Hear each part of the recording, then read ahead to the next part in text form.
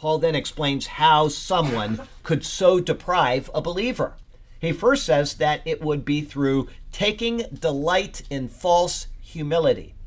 The word false is inserted here, but it does give the correct sense. It would read taking delight in humility. Okay, humility is thought of as a strong Christian trait, but false humility is something which is loathsome. It's the kind of thing that Jesus really got down on people about. And it's the kind of thing that when you know somebody that is faking humility in the church or in the world around you, you don't even, it's like you feel dirty when you leave them. It's like they're greasy, okay? Because they're trying to show you how ultra humble they are, and you can tell that they're not. They're seeking something, some side benefit or some recognition. And so false humility is loathsome. Where was I there? Yes, the way that this false humility is made manifest is, Paul says, through the worship of angels. The two thoughts are tied together in a person who would claim that they were so humble as they would never approach God directly, but would rather come through a mediator, and not Jesus the mediator. Such false humility would then deprive the believer of their true right, which is to believe the throne of which is to approach the throne of grace boldly.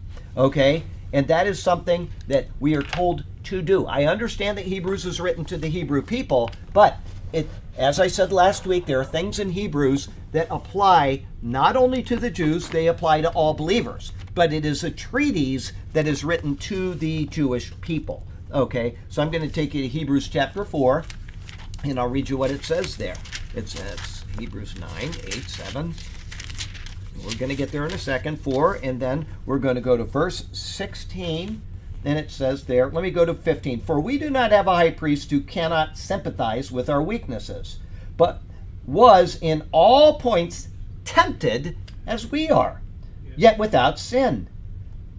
Let us therefore come boldly to the throne of grace, that we may obtain mercy and find grace to help in time of need. So that's what we have a right to.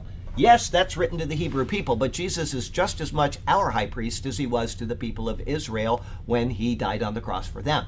Okay, and he still is for them as well. I say was, I don't like using that word incorrectly. Christ is their high priest. He will always be their high priest. There is no suitable high priest other than him.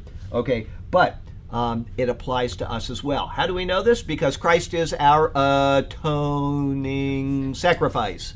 Okay, that's what a priest does. He does the atoning sacrifice. So when these people, especially hyper-dispensationalists, go cut up the gospel and say, well, that belongs to the Jews and that belongs to the everybody else, they're wrong, completely wrong.